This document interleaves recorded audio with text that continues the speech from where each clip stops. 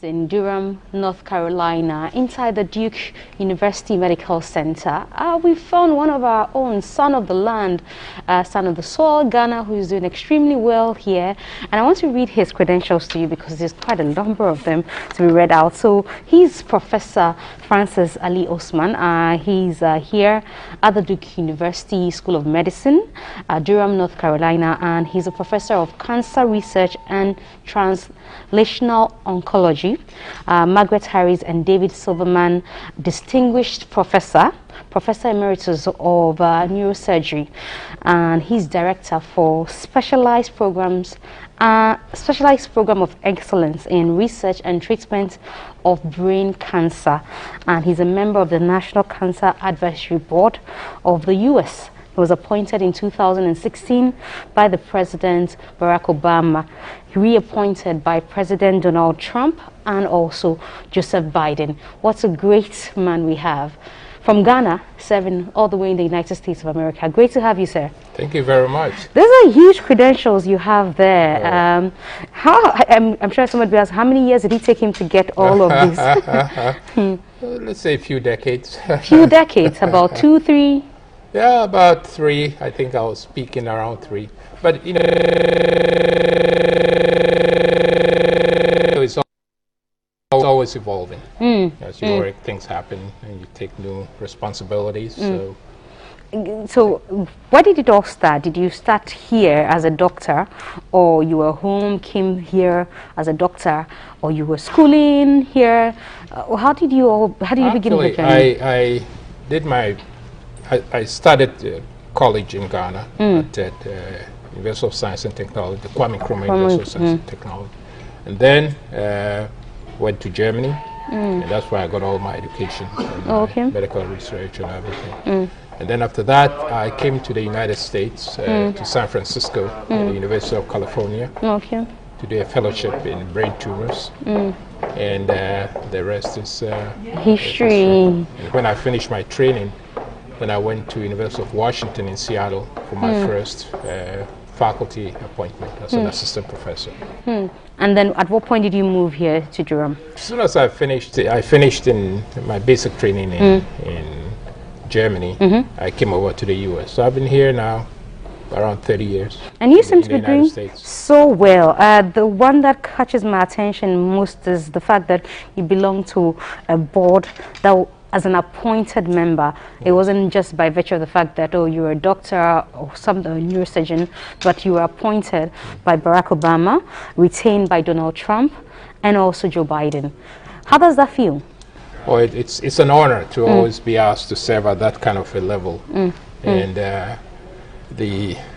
I've been doing it. I was appointed in 2016, and actually before that, I served other boards at the national level. And I think through that experience, when it came to that point and the president was looking for candidates to appoint to the National Cancer Advisory Board, my name was put to him. So I went through the whole process of vetting and so on and got appointed. So it's an honor and a recognition of the efforts that one has done over the years. And from what I understand, you and the board members have been tasked to find a cure to cancer. Yeah. The main charge of the board is to advise the president. That's why it has to be appointed by him, and through him the country on all problems related to cancer. Cancer is a major challenge to the country in terms of lives, in terms of the economy. You know, billions of dollars are spent every year, and usually people get cancer later in life when they have, matured and can really begin to contribute a lot, and then it strikes. So it's a big problem, and for that reason, there is an actual act, National Cancer Act, that was passed by Congress to tackle this. It's the one disease that has an act of Congress dedicated to it. So our task is to review the status of cancer, what's happening, what should happen, what direction should the country go, and if there are national policies that should be done, if there are research areas that should be focused on. So that's our our main task. And I'm looking at you speak about this so beautifully, and I'm saying to myself, how long has it been in Ghana? Do you come frequently? Oh, actually, the first couple of decades, you know, I was so busy getting things going. So I would go only if there was a family reason to go. My parents were sick, or, you know, just go for a few weeks. But in the last few years, I've been going a lot more frequently. Okay. And have you monitored the medical system down in Ghana? Oh, absolutely. I've had some beginnings of collaboration with the Noguchi, starting a few years ago. And because my specialty is brain tumors and brain tumor research, I've been working with some of the neurosurgeons at Kolebu. And so, yeah, I've been beginning to have, as a matter of fact, we're right now, there's an opportunity to take the collaboration to another level. That has just been announced, a request for proposals to do some research. In Ghana? In Ghana. So we're putting it together to take all these efforts to the next step. I actually sent some equipment and a few things to Noguchi. Is this out of benevolence, or you were charged by government, or Noguchi is in partnership with you?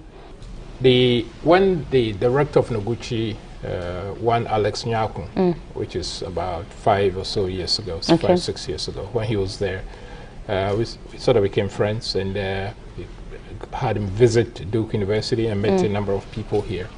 So and right now there is not much of research going on in cancer. Well, let me correct that. There's some clinical, quite a bit of clinical research.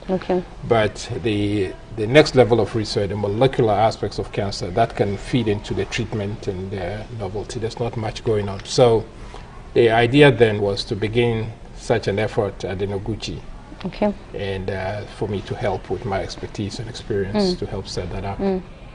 And how far gone are we with, you know, this initiative or this partnership with Noguchi?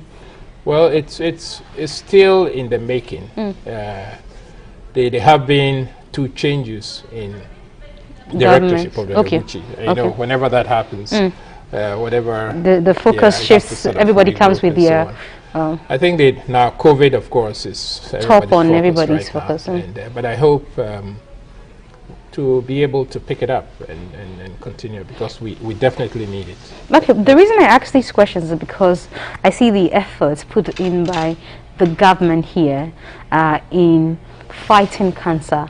And I'm asking if you feel or you see that same effort being given to cancer or cancerous patients in Ghana. I think that's a very good question. You know, the medical situation in Ghana, it's research, especially that kind of in-depth research I'm talking about, it's a little bit of a luxury. But again, they're doing a lot of good clinical research. You know, they're doing very well there. But yes, it costs a lot of money to do this kind of work. And the U.S. is fortunate to have like I said, a National Cancer Act. So every year, which we do not have at home. We don't have it in Ghana. What do you think is denying us that?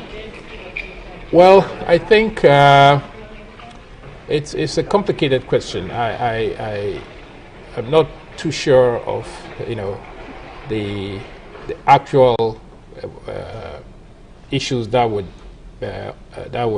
make that difficult. But what I know is that it is necessary.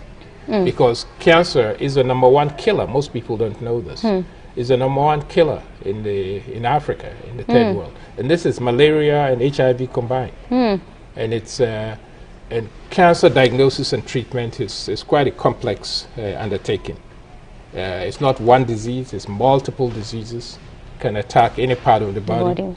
So setting up a cancer effort is much more challenging. You need the expertise of scientists and like me and clinicians and the public, and so it's multidimensional. But I think the time has come for us to seriously consider having a National Cancer Institute for Ghana. Most of the advanced countries, Japan, China, have been to all these places. I know the US, the UK, they all have such dedicated, concerted efforts on the disease. So I think we might start small, with some low-hanging fruits, but I think it's time from the level of the government to declare this as a national problem and to bring in the necessary expertise. There are people like me, and there are others also here in the US and other parts of the world who can help make this happen. Beyond Noguchi, are you looking for collaborations with the health sector in Ghana, for instance, maybe some partnership or some form of knowledge transfer with our big hospitals, say Kolebu, or whatever, even the Ghana Health Service, in general? Yeah. Are you looking for such collaborations? Are you open to such collaborations? Oh, absolutely. We're very open. But again, the challenges would be that, it's a partnership. And I think there are many areas that we can begin to do such. And it can begin with just helping with patients who have cancer. There's telemedicine. A lot of consultation can be done. You don't need to see the patient. And but in cancer today, where it's leading to, you have to know a little bit more of the molecular nature, the genetics that every cancer is a little bit different, and the expertise and infrastructure you need to be able to do that is not readily available. For example, if a woman has a breast cancer, you have to subtype that breast cancer. There's something we call triple negative breast cancer, which is